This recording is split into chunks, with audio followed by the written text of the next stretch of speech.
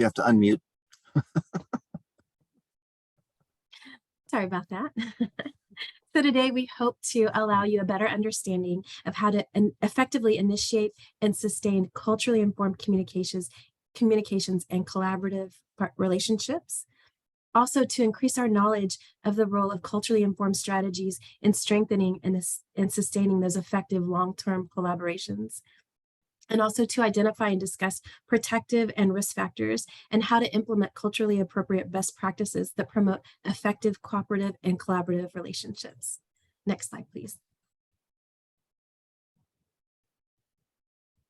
So we want to start off today, and we want to welcome you to and also we forgot to find out a little bit about yourself. If you'd like to, please, in the chat, let us know who you are and your role within the community or within your program. We'd love to see who we're visiting with. And we also want to talk a little bit and take some time to reflect on any past or present successful collaboratives that you've had or relationships. And we'd love to see you share those in the chat. And I can kind of share a little bit about one that just pops out, sticks to me in my mind is my work alongside Tulsa County for the implementation of an ICWA court there, an Indian Child Welfare Act court there. So that took a lot of work, building that trust and those foundations to grow a relationship with not only the judicial team there in Tulsa, but also with many different collaborators or, outside of the community, the services that our families have the ability to tap into. And we'll talk today as we go along about how to develop that foundation and to try and grow that in a good way. Gerry, is there anything you'd like to add about a collaborative relationship you've had? Sure, and as folks are sharing in the chat, I think one of the most important relationships that I've sustained over the years is actually with a dear friend, sister, co-worker, colleague, Gerry Bruno, and many of you have know of her, have worked with her, have attended her sessions on youth leadership, empowerment, community building, all that. And initially, we both shared the same philosophies, shared the same views, and came from a Native perspective in understanding what it was that we really needed to embody in our work with our Native communities. And that sustainable relationship has continued for over 20 years. And it's because we were both really committed to the work, and we both shared those same views. We had similar types of teachers and elders and mentors. And I think that's one of the keys for effective sustainability in partnerships, is this sense that we understand each other's intentions, we understand each other's goals, and our, again, that idea of we are here to help. We are here to, what can I do to help promote and continue this legacy of our ancestors? Thank you. That's great. And yes, it's important to acknowledge too that we all have to keep in mind the end goal is to serve the families, right? The children and the families that we work with. So with keeping that vision in your mind, or that initial goal and long-term goal, is also something very valid. And we'd love to hear in the chat what were the two most important reasons that made any collaborative that you have successful.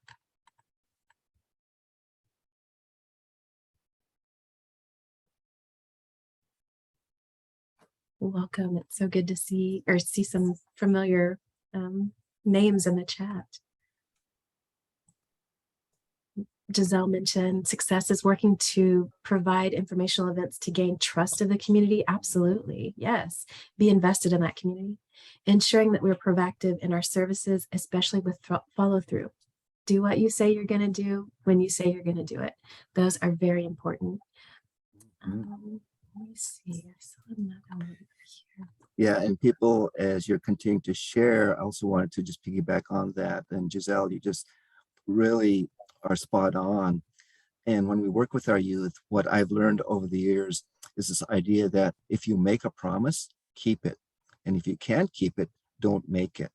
And so this idea of, when we do the follow through. That's basically what our young people really look at, observe, and then use as a way of gauging our commitment, our dedication, and our interest, and our intention for being with the youth. Is if we promise to be somewhere at a certain time, maybe it's a Saturday or Saturday evening, and we really need to do our best to show up. And once we do that, we open the door to more trust building, more relationship building, and that sense that they can count on us, that we're reliable and accountable. So thank you, Giselle. Yes, definitely. And then Julie added that their tribe has successful collaborations with their local school district, tribal enterprises, tribal courts, and local government groups and resources, working hard at making collaborations happen. Keep at it and think outside the box. That's exactly right. That's exactly right. We'll get into some of those steps. It sounds like you guys are just right in it with this. With some of our slides later, we'll go in depth and talk more about this. And again, throughout this entire conversation, we really want this to be interactive. So we'd love to hear what's working in your communities and how you got to that level to allow it to make it work. But I just kind of want to piggyback on what you said, Gerry. Yes, the youth are always watching. They're always watching, and it's so. In my 22 years in working in Indian child welfare, I had the opportunity to work alongside some amazing young people, and I learned so much from them just in that car ride. Sometimes if, I picked them up to take them to a visit or to take them to the mall, take them shopping, whatever it was, their voice is very valid. And I had the opportunity recently to be in a tribal community, one of the larger tribes in the Southwest, and we had a dinner and the youth were at the table alongside some of their elected officials. And I was stunned at how these young people handled themselves. I mean, they were, 22, a couple of them had just graduated from college and one was still in college. And I thought, man, there's no way I had it together like these kids did, or these young people. They're kids to me because I'm a grandma now. But yeah, I know whenever I was their age, I certainly did not have that together like that. But I think it's, our youth today just have so much to offer. And I feel like they've learned so much from, our generations, our older generations. And now to see them, giving them a platform to listen to them has just been really amazing and eye-opening. So thank you for sharing, guys. Is there anything else you'd like to add, Gerry? I think you really, really shared some really important points and aspects, and we appreciate those of you who have shared in the chat so far. I want to encourage and welcome anyone else who would like to share as well. And for those of you who are new to the work and or still trying to think about how do we initiate collaborative partnerships and relationships, then you're in for a treat, because we want to be able to provide some of those practices, those elements that make for successful interactions that lead to cooperative agreements and then ultimately collaborative relationships. So let's go ahead and move on to the next slide. So we always have questions about why are we doing what we're doing? What's the point? What kind of information do we really need to have when we are in this kind of work? And who needs to be involved? Who has to be at the table, or who has to be in the circle? And so we want to ask these questions, and it's sort of rhetorical in some respects, but also if we have some successful pointers or techniques or experiences, again, feel free to share in the chat, and we can share with the whole group what people are contributing. So one of the first questions obviously is, what do we know about community partnerships? What do they entail? What they're about? What are the elements? Why do we need to have community partnerships? And especially when we're working in our tribal youth programs, how do we connect with those who need to be a part of our effort? And in terms of collaboration, I think one of the more important ones are related to cultural informed, culturally resonant, culturally appropriate ways in which we do that. And so we're going to speak to that in the next few slides. And we're also going to encourage, and hopefully, because so many of you have just a tremendous wealth of knowledge, experience, and wisdom with your own communities, whether you're a member of that nation that you work within, and or you've have experience with other communities in the region or even nationally. We want to tap into your experience, and so that others who are, again, new to this work, whether it's in their first year, their first month, or maybe in their first couple of years, and they're still learning how to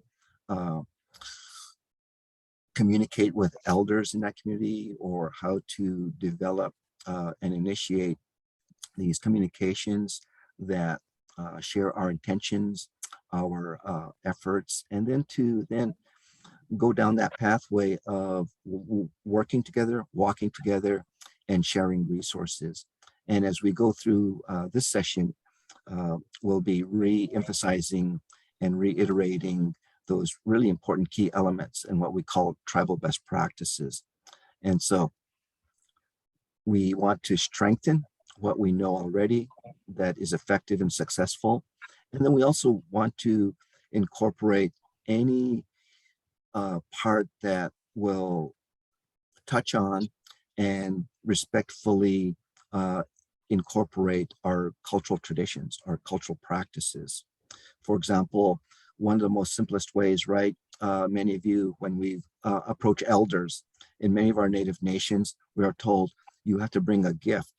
And the most sacred of all those is traditional tobacco, or maybe in the Southwest, it's pollen, or maybe out in the Northeast, it might be cedar, or maybe in the Northern Plains, we offer sweetgrass. Maybe in the South, it's sage. So whatever medicine that we have within our geographic area of our location, we take time out to understand what is it that will create that pathway in a humble, respectful, meaningful way. And so those are some of the tribal best practices, but we'll also add more, and we'll also shed more light on those. And also we will be, again, coming back to you to share what you have in your respective community that may help others to understand fully what we're talking about when we talk about collaboration, when we talk about connections, talking about sustainability, talking about effective and tribal best practices for sustaining those efforts. So hopefully that will make sense, and that we can circle back and reframe if necessary, and or provide more opportunity for folks to share their experiences. And I think I saw some comments or some ideas in the chat before we move on. We just had a comment from Jeannie who said that, or I'm sorry if it's Jean, I apologize if I mispronounced your name, that they're still new and working and they're learning. So we're glad, I told her we're glad she's here because, maybe she can learn some from us, but then also from our experience in the audience too. Sounds like we have some really great, enthusiastic participants too. And then Adam wrote that we have a collaborative model at Elevate Navajo. We work with camps such as Broken Arrow to provide students with camp and adventure opportunities. That sounds awesome. Oh. And that looks like it's it. Well, thank you for all of that, and appreciate your reiterating what people are sharing, Kimee.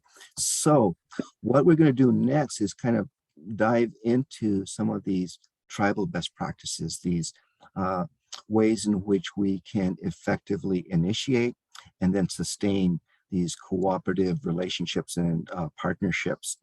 But before we do, again, just really wanted to welcome, especially some of our staff who are here present. So we thank you for your support and presence, because we don't do this on an island, unless you're in Squaxin Island, right, Julie?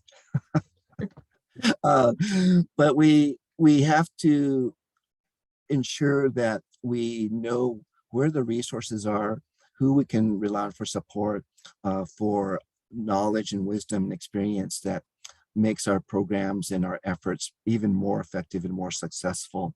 And so when we think about those tribal practices that enabled our ancestors to survive, thrive, and succeed wherever they were, whether it's up in Alaska or in the Northeast in the states of New York, New Hampshire, Massachusetts, Maine, or down in the Southwest of Arizona, New Mexico, Utah. And the climates are so distinct and different, and the ways in which people survive and thrive are just so diverse.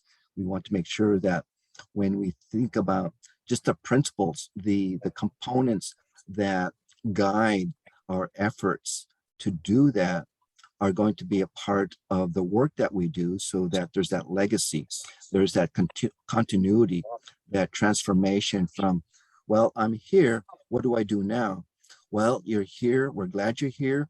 And if you are really intending to be a positive presence for our young people, then we're going to put you to work. But even before that, though, we lead, we guide, we mentor folks right through our community protocols, our cultural activities, events, the ways we interact with different parts of our communities, whether it's elders, whether it's our young people, whether it's our female medicine people, or whether it's our male wisdom keepers, whomever it is. If we have guides there that are whose role it is to help us navigate, negotiate, and successfully follow those protocols, then we're in really good shape to start with. So if you don't have that, I would strongly suggest and recommend that we put in place some protocols that folks who are coming into our communities understand what it is that is necessary to ensure and to communicate that we're here for sincere, authentic reasons for youth empowerment, youth leadership, youth development. So let's go ahead and move on to the next slide. And I think someone just shared something in a chat as well. So before we do that, Kimee, you want to share? Well, it's just about networking and connecting with those of us in this space and across Indian country. Etheline reached out to Adam and said she'd love to hear more about his program, and she thinks she might be able to help some other tribes with that too. So. Oh, good. Well, I'm so glad our sister Etheline is here. I always am pleased and relieved that when she shows up, because Etheline is one of our senior specialists and has so much experience, so much knowledge and wisdom about relationship building, about sustaining and continuing those partnerships in our Native communities. So we will come back and request her contributions as we move forward as well. So thank you for being here, Etheline. Foundations for success. Some of the tribal best practices that we have in place and have always had in place is this idea of trust, creating it and then sustaining it. And I would ask this question: how do we develop that? How do we create trust, especially among our young people? And if you have ways in which you do that with your youth presently, please share in the chat. And I'll just share that when I approach a community, and if they've invited me to do a youth conference, a youth leadership workshop, and or it's working with parents, or it's about developing a strategic plan, for example. A colleague and I recently were in the southwestern part of the Oregon coast, working with one of the nations down there. And the way we develop trust is really about understanding and knowing as much as we can about that nation, about who they were, who they are, some of the ceremonies that they do, the traditions. I mean, I took time out to look at all of the informational posters and photographs and the stories that were indigenous to that community, and got to learn more about how the tradition of basket hats came to be and how important they were, how and why the canoe is so important to that particular tribe. And then the role of the salmon, and just asking questions and knowing that my intention is honorable and it's sincere. And so when people see that and they hear that, then trust begins to be even more a part of a common understanding, and one that is a part of every conversation and every effort to develop those relationships and those partnerships. So creating trust definitely needs to be one of the first things that we do. Can I just add something really quick, Gerry? Um, Yes. I just wanted to just really point out the fact that you talked about it's on us outside of that community to learn about that community, right? It's not their responsibility to teach us. I mean, we are so thankful and so fortunate that we have loving, caring communities that really want to reach out and help us learn about what it looks like for them or in their community. But at the end of the day, for those of us outside of those communities, it's not their job to educate us. That's on our shoulders. We need to take those steps to make sure that that happens. Thanks, Gerry. Absolutely. And that's just a nice segue into that second bullet, seek first to understand, right? It's incumbent upon us to understand the other person's experience, their role, their position, uh, and the community and how they do things. And we need to refrain from making assumptions or to think that, oh, we've been working in Indian country for X amount of years, so I know how to do this.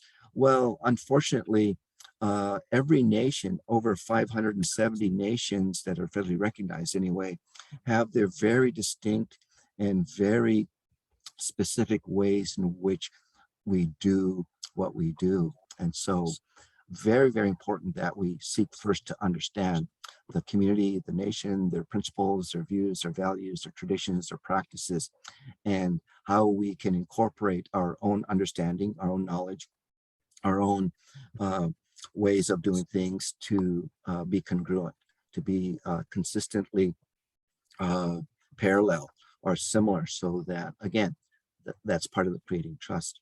And agreements, we need to make agreements about, okay, here's what I bring to the table, here's what I bring to the circle, here's what I bring to the relationship or the partnership. And let's agree that I will provide my wisdom, my experience, my expertise, and the resources that are a part of who I represent, whether it's the schools, whether it's law enforcement, whether it's the courts, whether it's social services, Boys and Girls Club, the Elder Center, the Parent Teacher Association, whatever coalitions, whatever agencies, departments that you are seeking to develop a partnership with.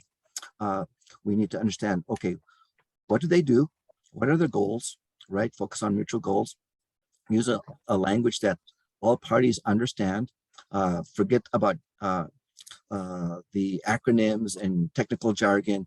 That's one of the things that will totally turn people off, especially in our Native communities. And if I can get a hallelujah on that, I know I'm on the right track, because as a former program coordinator and director, whenever I would go to DC, for example, the folks who represented federal agencies would always talk in acronyms and use this technical language that many of us who were coming from the tribes would shake our heads like, what are they talking about?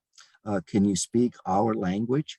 And meaning that we're intelligent, we're intuitive, and we learn by doing, but we're really visual. But sometimes when people talk really fast, for example, and they're using governmental language, we get turned off. And so let's use a language that all parties, everyone understands and knows. The definitions and interpreting it is not going to take a whole day of going through the dictionary. And we need to acknowledge and embrace the diversity at the table, in the circle, right? We're going to have people who are really immersed in the culture, those who are maybe educated off the res and have come back for a period of time and are just relearning cultural connections and protocols.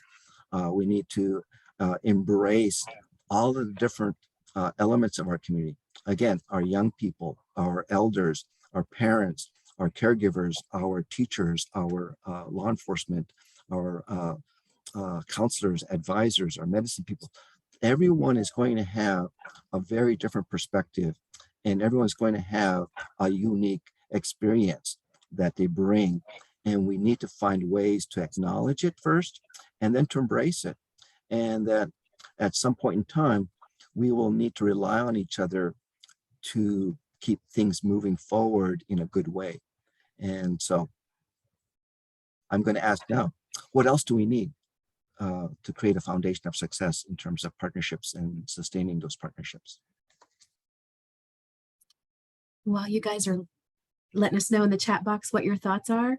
I just want to go back to what you mentioned about, being from a community and then going to DC, and you hear all those big, long $10 words and you think, what is that? And so whenever you get further clarification, you actually realize that a lot of the times we're already doing that within our communities. We just don't call it that. So that's something that I came to learn as well, is that, a lot of times there may be some misinformation or miscommunication out there about what our communities look like, but I have found them to be the most forward thinking, the most accepting, supportive communities that I've had, those that I've had the opportunity to walk alongside. It's just really, the beauty's there. It's just, like you said, looking at those outside tribal communities, looking within our communities with a different lens. Yeah. Yes, thank you for sharing that, Kimee. And Julie mentions make it rewarding. Yes, we need to be transparent about our goals, our objectives, and to share that with potential partners and other folks, departments, or whomever they're representing, right? And know that what's in it for me really is one of the more common questions that people ask when they're invited or they're requested to be a part of a circle or a coalition or a partnership of any sort, is what's the commitment, how much time and effort will be required, and what resources do I have that will come into play, and how much of that will I need to contribute. So it's all about balance, right? Thinking about how can I prioritize this in all the other things that we are doing. But as they say, sharing the load will make it lighter. And if we keep that principle in mind as we move forward, we'll definitely create opportunities for more success and expanding the different activities and opportunities for our young people to have academic success and to stay out of the detention, the juvenile justice system as much as possible.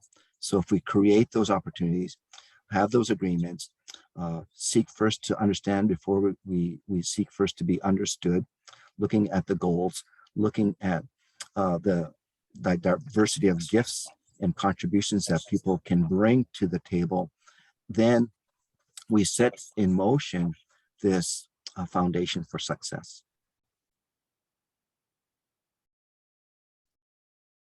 So next slide, and I'll turn it over to Kimee. Thank you. So whenever we talk about best practices for partnership, number one, we need to learn who the leaders are, right? So sometimes people think, oh, it's the elected officials or the administrative people that are the leaders in the community. But I have come to learn that sometimes it's the people that lead a lot of the community members aren't necessarily in those seats. Sometimes it's the group of aunties, right? That whenever you're trying to find an in within that community, that you need to first get their acceptance, because if they don't like you, it's going to be really a challenge for you to make some leeway in that community. So it's important that you learn who the leaders are, and also, again, understand that it might not be everyone that's in an elected capacity or an administrative role. So keep that in mind too, and on your radar whenever you're looking to engage these communities. And then you need to learn what other programs are doing. I think it's very important that within the tribal community, but also outside, what the community partners look like too. I know one thing that I generally do whenever I'm working with the new agency or a new community is I'll sit down and I'll have one-on-ones with those programs, and I'll say, hi, I'm Kimee. This is my role. This is what I do. This is what I bring to the table. can you tell me about what your role is, what you do, and how we may connect, or how we may work together to better serve our families? So it's important and I honestly, I've sat in so many meetings, I can't even, and I thought, oh my gosh, I didn't even realize that you did that. I need to make a note of that because that's a resource for my families. So you taking that step to engage with other programs and learn what they offer and can bring to the table for your families. Mm. And then, of course, identifying those common goals. And like we mentioned earlier, I think at the very foundation is to serve the youth and the families that we work with. That's would be goal number one, I think. But then you may also find that you have a lot of other things in common too. So it's important that you identify those goals and initiate those conversations or connections and offer help. Working in at tribal nations for 22 years, sometimes you get in these cylinders of excellence, right, where you just know your job and you sit in this little circle and you do this all day long, not realizing that across the hall there's another cylinder of excellence that is just really killing it. And you think, gosh, how can we connect? How can we make this a better response to our families by working together, just by knocking on a door somewhere? So, and then of course, offer your help too. This is what I can do. How can we make this better for our community, for our families? What can we do to make a better space for all of us to live in? And then share resources. That is so vital because again, you don't realize what the person right across the hall brings to the table or can offer. And then again, just not necessarily within that community itself, but if there's community partners that you work with often, if you needed assistance with transporting a family or something and you just couldn't get to it that day, maybe there's somebody else in the community or within the resources that you have that they might be able to assist you with whatever needs you can to meet that family where they are and get them where they need to be. And then clear roles and responsibility. And I think we've said it multiple times through the short amount of time we've been on the call is just having those transparency, those clear roles and doing what you say when you say you're going to do it. That is so valuable to walking alongside not only our youth and our families, but also those other resources that we can tap into. If I say, oh yeah, I'll be there at this time and I'll bring all of this information and all of these resources with me, but then show, that's a problem too. So we have to be accountable not only to ourselves and our families, but to those other partnerships that we have to help our families. And then celebrate every success. Every success. That's so vital because, in the world that we live in today, with all of the grief and loss that we're just coming out of because of, the isolation that we've had recently, I can't tell you how it's good just to get back in person with people and just to have those conversations. But whenever you're patting somebody on the back and talking to them about what amazing work they're doing there, that goes a long ways. So just always be very supportive and celebrate not only the youth and the families, but the successes that you see across the hall and their cylinder of excellence, or down the hall at the tribal administration, because it's been a rough few years for us. So it's important that we check in with everybody and make sure that if there's any help that we can offer anywhere, that we're doing that. So Gerry, is there anything you'd like to add? You've really covered a lot of ground and just really important information and knowledge. Thank you. And if anyone wants to share in the chat some of the other best practices that you're aware of or have implemented, please feel free to share, and we'll share that with the whole group. I would just like to also just add on to this idea of when we think about resources, when we're sharing resources, there are several different ways in which we can approach that. We have what we call cultural resources, right? So it's our cultural knowledge, our advocates, our wisdom keepers who have the oral history. They have the knowledge of how, for example, going back to the Oregon tribe that we worked with earlier this week, their relationship to the water and the salmon, and making sure that over the course of their stay in that location, that there was this one grandmother who was featured in this really old photo, and she's talking about the story of how important it was that we always take only what we need and leave some for others. meaning that whole idea of sustainability, being taking good care that we definitely need this, but at the same time, there's going to be others who are going to follow our footsteps, whether it's our neighbors, whether it's going to be our children's children or our grandchildren's grandchildren, the seventh generation, right? That this resource is going to be there. But circling back, this idea of having that knowledge and having that wisdom, here's the teaching. So we have those cultural resources, which really, when we think about resources, many, if not all folks, always go first to financial resources. And certainly that is a very key ingredient to our success as well.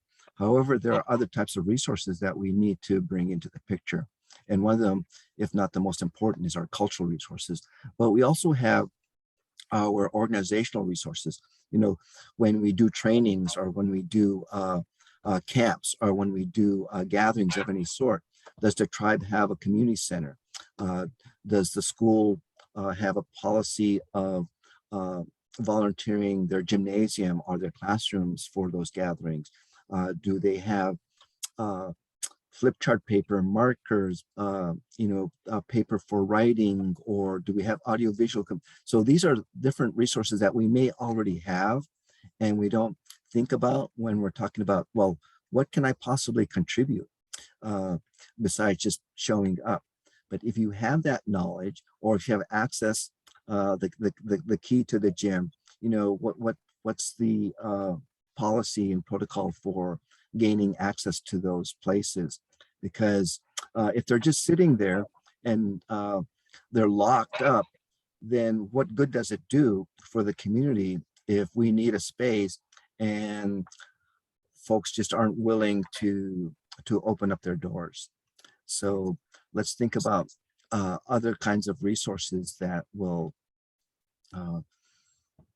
really contribute and promote this idea of developing effective, successful partnerships.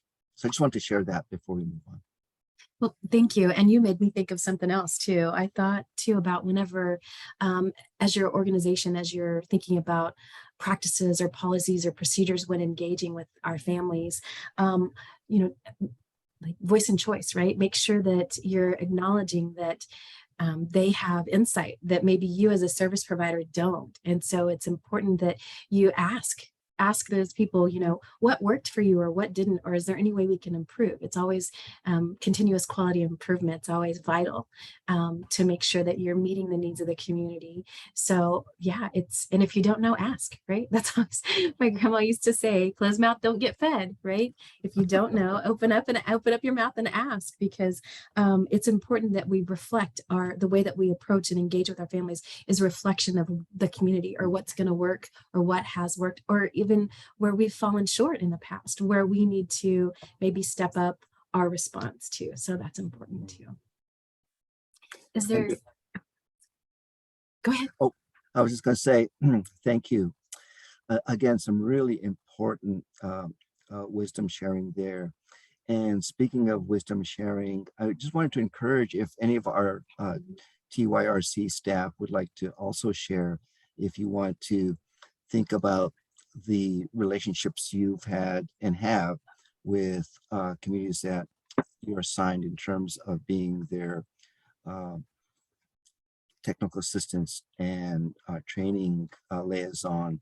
If there's a specific example, or maybe there's something that we haven't included in terms of a best practice for partnerships that you may want to add. We certainly want to give our audience, our participants, as much as they need. So again, they are going to have the tools and those resources and the wisdom and the experience and expertise of not just their from their part and their perspective, but from the Training and Technical Assistance Center that we represent. So we always want to give what we have and what we know to be important and can be a part of the successful path that you take to creating those partnerships. So as they do that, Again, our format today is we're going to share these best practices. We're going to share some ways, some examples, and rely on you as well to share. And we'll continue to circle back and again, reaffirm and validate what it is that you do already. And also to look at how and why we came up with these different ways of developing relationships. And it's really based on hundreds and hundreds of years of interacting with not just with our own human relatives, but our relatives, the other ones that walk, crawl, fly, and swim, the ones that are rooted in the ground, and the ways in which we were taught, or the ways that we were shown, the ways in which we were guided to have these honorable, respectful relationships. And so when we practice those on an individual level, it then permeates into our relationships with others. And so if we start with ourselves first, knowing that we are sacred beings and that we're only here for a short time, and that the legacy that we leave needs to be one that creates that opportunity for people to be good relatives, right? Be good relatives to the land, to the water, to the resources, and be good relatives to not just our own biological family and extended family, but to our nation and those nations that border our territories, and then those nations that are way on the other side of Turtle Island, but are dealing with the same issues, that are working to provide healthy futures for their young people, and at the same time acknowledging and bringing in the wisdom of the elders. And so best practices really are more about sustainable practices that provide us with this opportunity to be our true authentic selves as Indigenous peoples on this land. Thank you. That was amazing. Yes. We'd love to hear from y'all in chat if you'd like to let us know if there's any best practices that you can think of that work really well in your community. Or again, like Gerry mentioned, from our brothers and sisters at TLPI, if there's anything else you'd like to add. I know at least half of you are shy and the other half are not. So we have folks who tend to listen, observe, which is really wonderful. We appreciate that. But we also, I know we have people here who are just itching to share something, but they're kind of like, well, I'm not sure if I should or not. Well, we are giving you permission to do so. Please do so.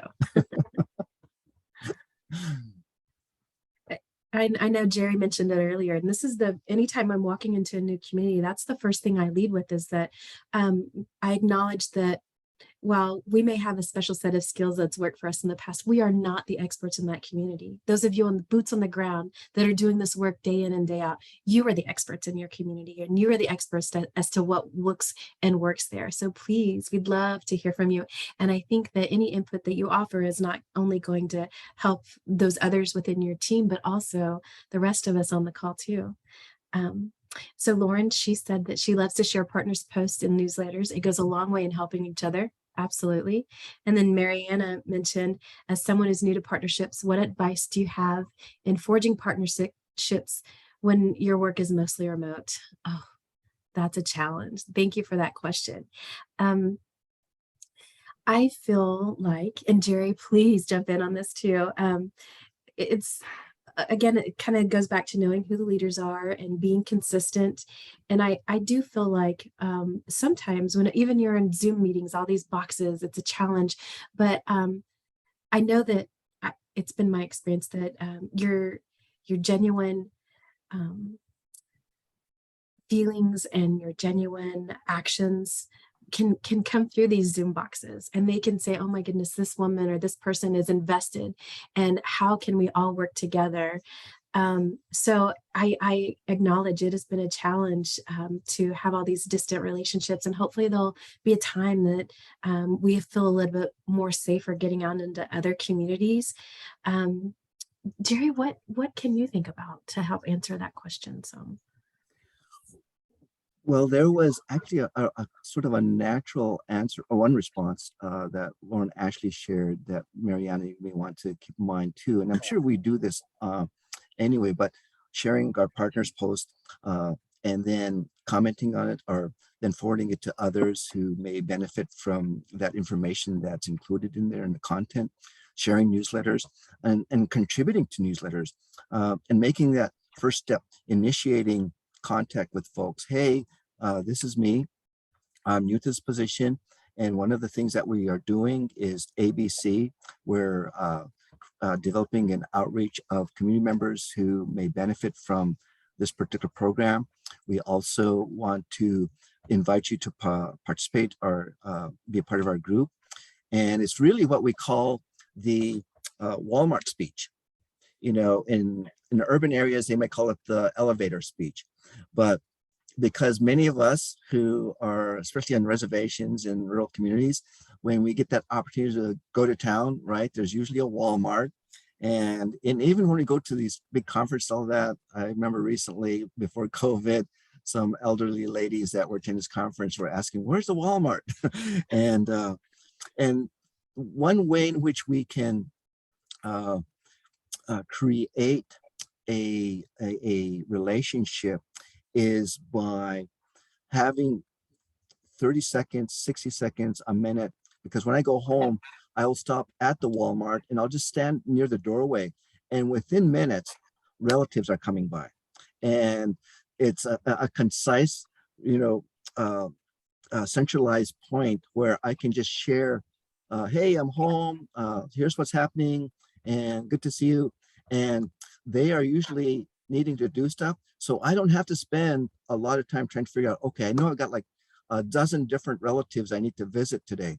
But if it's on their timeline and they got to go in and do their shopping and all that, then they will cut my visit short. So it's usually like 5 minutes or less. But I get to tell them in 5 minutes, what is it that I'm doing and why is it important and how can they get involved?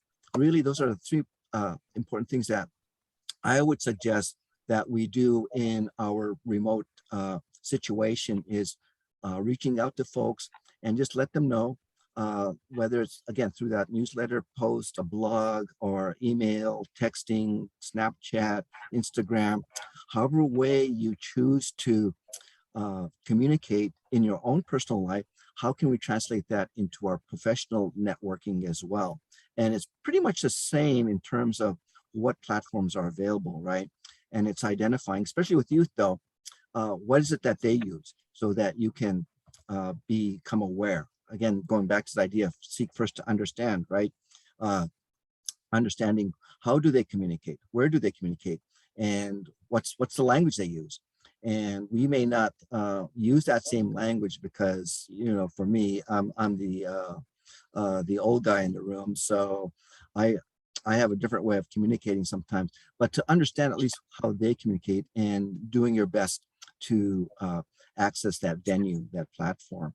And then to always be consistent with the message. This is who we are, meaning our Travel Youth Program, right? This is what we do. So familiarize yourself with those goals, those objectives in your narrative, in your strategic plan. And then these are the activities that we are planning to implement. And then finally, it's like, and this is how you can be involved. And when we have that kind of format, those principles of interaction, then it's not about, hey, can you come and volunteer, or hey, can you give rides, or it's not, initially at least, asking them to do something or to provide something. It's more about we invite you to at least understand what we do and what our intentions are. That whole idea of transparency, right? And being consistent with that. Thank you. And Giselle added, I think best practice is collaboration, identifying common goals, and sharing resources like we've spoken about. More so coming together, knowing we serve the same community and the students. They can all benefit from the resources we can provide rather than separately implementing initiatives. You're right. And that's what I was talking about earlier with those cylinders of excellence. So instead of saying silos, we all function in these little silos. I refer to them as cylinders of excellence because there's some really amazing things that are going on within those. And if we just break down those walls, I can't even imagine the opportunities it's going to open up for the community as a whole. So absolutely. Thank you for sharing that. Okay, are we ready to move on to the next slide? Someone else just shared too. Oh. Teresina. So she says, for me and the community where I live, and especially in a world of technology, I like to handwrite notes. That's pretty rare anymore. So, wow, that's really commendable, Teresina. Or going to see people in person. Yeah, I know as the pandemic has really impacted how we interact and our experiences working together and all that. Certainly there's different ways we have to creatively adjust to that. But to have technology as a part of our resource toolkits, it's just a matter of knowing how we can communicate in a way that will be meaningful and in a way that inspires people, or at least gets them to understand and be aware of who we are, what we do, and how they get involved. So, and again, appreciating them for their willingness to partner and the opportunities that arise when we open ourselves up to that, right? And then, of course, depending on the type of event, Teresina shares that giving gifts of gratitude. And that's just so important, just so culturally resonating, in that we all, I believe, in terms of the nations and tribes that we work with, are a part of, see that idea of generosity, of recognizing and acknowledging that people have certain contributions, certain gifts to give. And when they share that, especially teachings or stories or ceremony or tribal best practices, that it always comes back around. And not only do we get fed, but we also then get inspired, and it strengthens our own intention to do so as well. And then the idea of giving gifts of gratitude, it's getting back to this traditional way in how we develop those interpersonal relationships and the way we communicate, and how we hopefully at some point can have more in-person interactions and conversations and communications. So thank you, Teresina. Just a wealth of knowledge there. Really appreciate your contribution. And as people continue to share, we'll go ahead and move on to, let's talk about protective factors. Next slide, please. So ever since we've been on this land, whom many nations call Turtle Island, it's been about connections.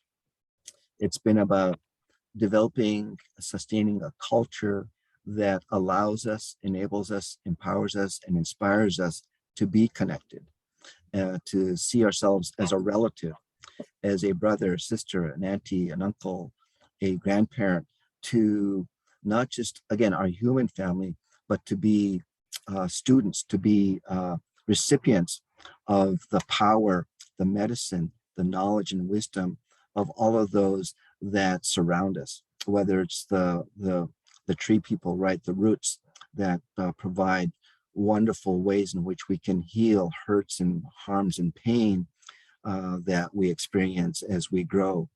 We think about this idea of connecting with the importance and sacredness of our water, our first medicine, the importance and sacredness of how we interact with those natural resources, whom people can refer to or do refer to as our animal people, our our plants and our fruits, roots, berries, all of those important parts of the cultural environment that sustain us. And when we look at this idea, this sense of belonging, that we belong to this community, we belong to a certain family, we belong to a clan or a society, a tribe, a nation.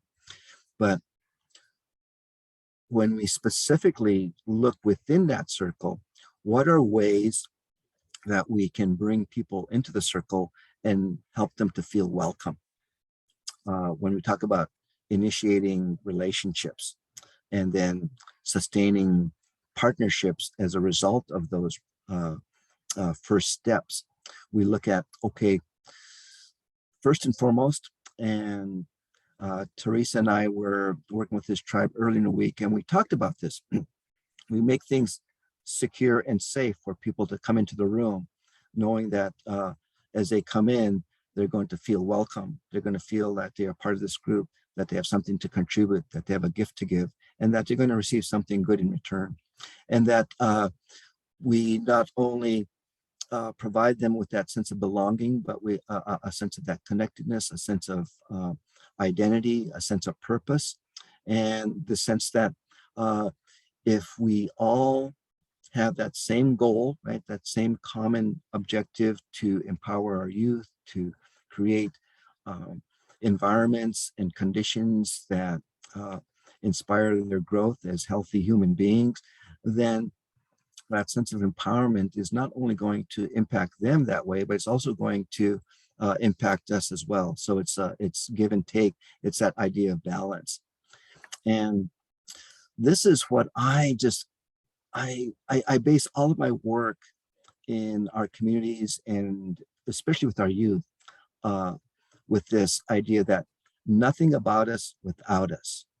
Meaning, if you're going to talk about us, if you're going to plan programs for us, if you're going to do these different strategies, then we need to be at the table. We need to be in the circle, sharing with you what we feel, what we see, what we experience, and what works for us, and using a language that we understand. So nothing about us without us is one of those factors that we need to incorporate and have as a very essential element of our programming, our planning, our implementation.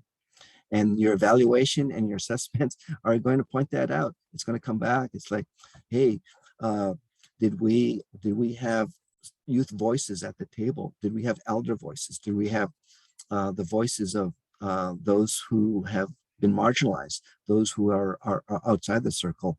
And do we have their consent to approach them and to involve their voices and to share what they say, so that others who may not be in that particular environment can understand, right? Going back to this idea of seek first to understand before being understood. And so those are the tribal best practices that we've been talking about. And there are many others as well. But we feel and have felt that if we can at least list a few of those and how they are manifested, how they're demonstrated, how they're implemented, then we can encourage those of you who have been doing this for a long time to share what successful practices that you've also have learned about and have implemented as well. So what else is there that we can share with our communities that would help them to be more successful in developing partnerships? I think all of that kind of rounds out relationships, right? It's important that we have good, strong relationships and good, strong communication in those relationships.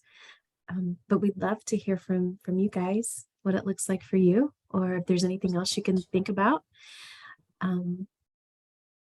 whenever you're in walking alongside your community members or something that might work for you there. I know we have a few more slides that talk a little bit more about the collaboration, but the importance of just acknowledging and making sure that we're at least thinking about all of these protective factors whenever we are working and building that collaboration with the community or with those outside of the community. It's really valid. And I think it all boils down to who we are as peoples and our ability to connect and form those relationships. And I would just conclude this part of our presentation with this theme, right? That culture is prevention. And when we think about that, all of the efforts that we do and we plan and that we implement and that we feel is going to be an essential part of the success of our programming, our efforts. If we put culture, our cultural sustainability at the center of our strategic planning, then whatever we do, it's always going to have an element of that as a part of that particular activity or that particular goal or that particular effort. And so if you look at culture, if you look at the definition, basically our way of life, right? What are those elements of the way we live our life, the way we approach life, especially the teachings from our elders, the teachings of our wisdom keepers and our leaders, whether they're elected, they're informal, or they're opinion leaders, or they're our aunties, as Kimee mentioned earlier, who have through experience and again through those stories and through those challenges have come to conclude and to validate and reaffirm that when we look at our cultural principles around respect for the resources, land, air, water, medicine, our respect for the concept of being a good relative, knowing that what we know, what we've experienced, what we've done to overcome different challenges and sharing that with our younger relatives, our youth, then we're going to continue that legacy of sustainability. And so cultural sustainability really, at least for me, becomes a daily exercise of how do I continue to walk a path that enables me and encourages me and supports my connection to culture. And so there's so many different aspects to it that folks, it just becomes a part of our natural way of thinking, our natural way of knowing. You know, this idea of what do we do to bring people so that they feel like they belong and they feel safe, they have a sense of identity and purpose. Then that's when we can go to, okay, what skills do we need to survive, thrive, and succeed? And how do we practice that? How do we provide people with opportunities to become skilled at who they are, and then becoming independent and interdependent, and then eventually giving it back. Here's what I learned, here's what I've experienced, here's what I know, and this is what worked for me, and I want to share that with you. And for those of you who are familiar with the GONA, Gathering of Native Americans, those are the 4 essential elements of that whole process of community wellness, community healing, community empowerment, community sustainability.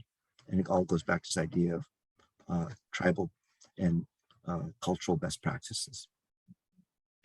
That was beautiful, Gerry. Thank you for sharing that. And I just want to kind of reemphasize what you mentioned earlier, the fact that there are 576 federally recognized tribes and many more that are state recognized, but they're so diverse. And I just want to point out, if you've had the opportunity to walk alongside one community, doesn't necessarily mean that that's going to be the same methods that you use in any other community. So it's important to acknowledge that each beautiful tribal community has its own distinctness in the way that you approach and work. There may be some similarities in your working with them, but it's definitely going to be different. And I think they're all beautiful, not better, not worse, just different. I've been very just surprised and just overwhelmed by some of the ones that I've had the opportunity to walk alongside. So before we move on to the next section, Teresina has offered a resource for protective factors in working with our Indigenous community. So thank you, Teresina. And I'm not going to make an attempt to even share out loud that particular resource, but it is one that speaks to healing and cultural ceremonial involvement in ways to reduce toxic stress. And she's put in the link. So thank you, Teresina. Really appreciate, again, you being here and sharing this wonderful resource with us. Yes, can't wait to look at it. I'm scared to click on it now because I might mess up the presentation, but I'll definitely click on it later.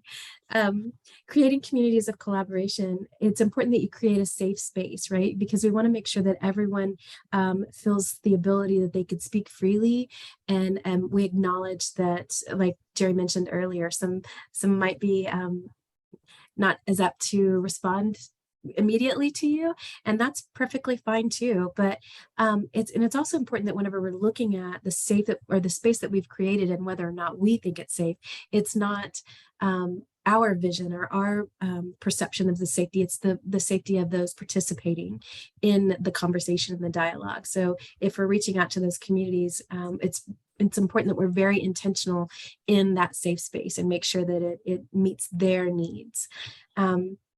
Norms and agreements for meaningful communication. We've talked about that a little bit earlier, and each agreement that you have might look different. I don't think that there's any cookie cutter MOU or any type of agreement that's going to work in every community because they are so vastly different.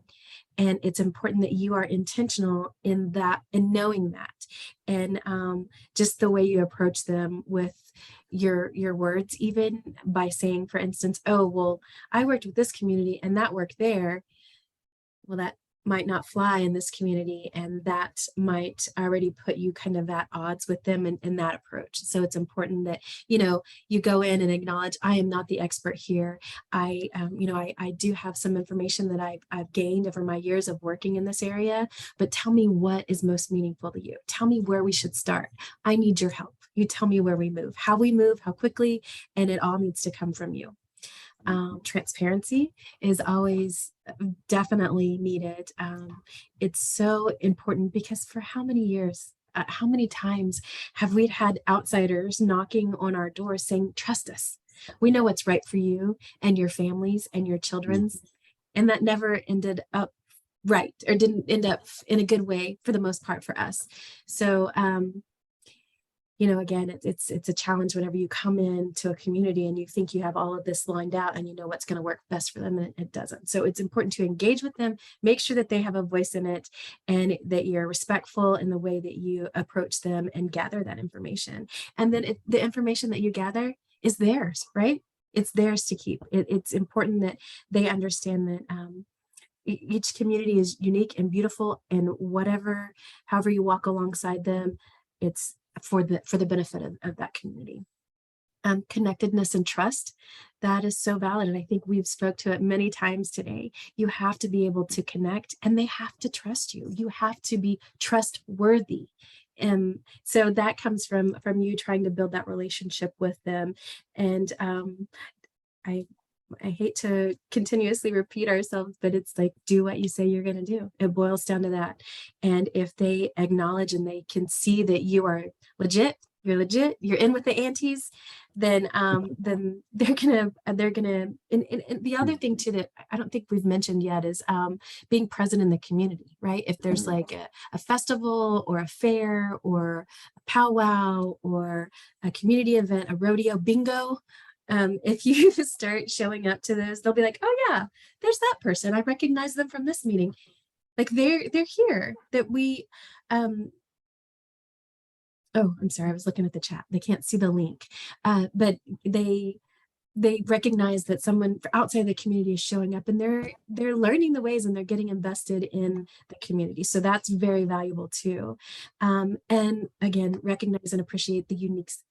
Every community is so beautiful, and I think it's often times whenever we give them the the platform that they need to show the beauty and the services and the programs that they've had within their community since time immemorial.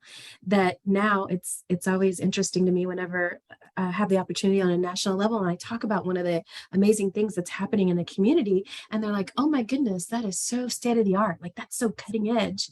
How did you guys develop this?" And I have to swallow hard and acknowledge that it's nothing that's new. It's something that we've actually kind of taken a step back and realized, or really been intentional in our look inward as to how we've successfully, since time immemorial, responded and supported our families in need. So each of them, each community, how they engage with their families or the support that they offer is just beautiful and unique, and it needs to be recognized and appreciated, my opinion. So what other ways can you think of? And Gerry, please jump in, and anyone in the chat, we'd love to hear from you. Thank you, Kimee. I think that was just full and robust in terms of the examples and what you see as really being important in creating these communities of collaboration. And I would just add one thing, and actually it's part of the takeaway message, which will be coming up in a minute, but this idea that we just be transparent with our intentions, that we know how to build trust, because many of us, well, we're not really sure, and taking those steps, baby steps, or at least seeking first to understand what is it that we are doing, what role do we play, and how do we communicate that with people who may be suspicious or hesitant or skeptical, and understanding that there is going to be that, and just to do our best just to show up and show up. Definitely. Yes, thank you. And Teresina, if you wouldn't mind resending the link and your preface to everyone. You've sent it to us, the panelists, and so we've seen it, and thank you for that. But if you wouldn't mind just sharing it with everyone, so that would be really wonderful, so that everyone has that access to that link. Thank you. And finally, before we go to the next slide, Stephanie says, no side agendas when collaborating. Yeah, just one agenda, one that's transparent, one that is inclusive of everyone's ideas, or again, their goals, objectives, their reasons for being there, and to do so in a respectful way. Thank you, Stephanie. And here's the link. Thank you, Teresina. So our takeaway message, kind of think about that. What did you hear? What did you feel? What do you think was important in terms of initiating and then sustaining effective, culturally informed, collaborative relationships in your community? And I just mentioned mine here just a couple of minutes ago. This idea of being transparent, having authentic, sincere intentions, and keeping people informed about who you are, what you do, and how they can get involved.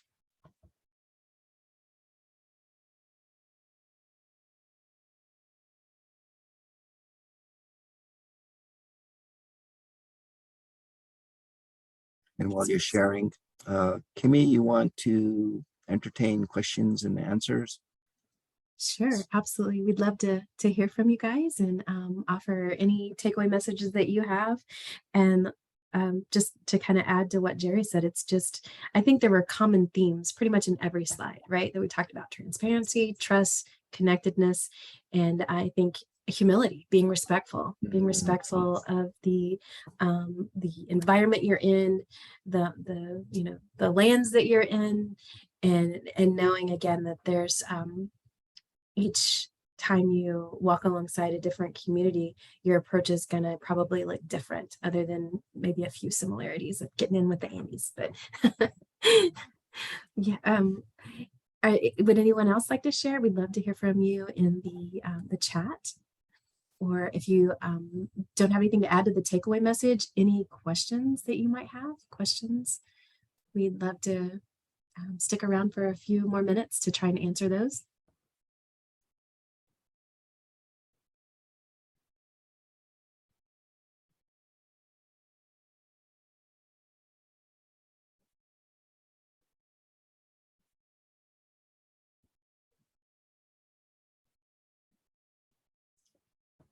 Well, thank you everyone for participating and for showing up and being a part of our presentation and session today. I want to encourage you to go to our Tribal Youth Resource Center website, tribalyouth.org, to look at, view, and download any of the resources that you see there.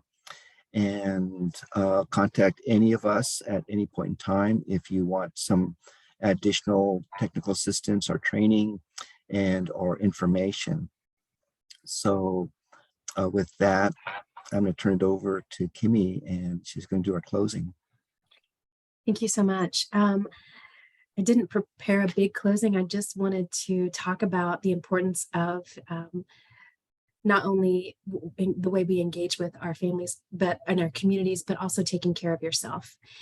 This is challenging work, and I hope that you find a way throughout the day or throughout any troubling day that you have to take a moment to check in with yourself and maybe do some deep breathing, go for a walk, some self-regulation, because this work is challenging. And I want to thank you, each and every one of you, for joining us this afternoon, because you could have literally been anywhere else in the world today, but you chose this afternoon to spend an hour and a half with us. And we are so thankful for your participation and so thankful that you chose to share some time with us today. And like Gerry mentioned, if there's anything that we can do to help you moving forward, please feel free to reach out to us, because we'd love to do so. I hope you guys have a wonderful day.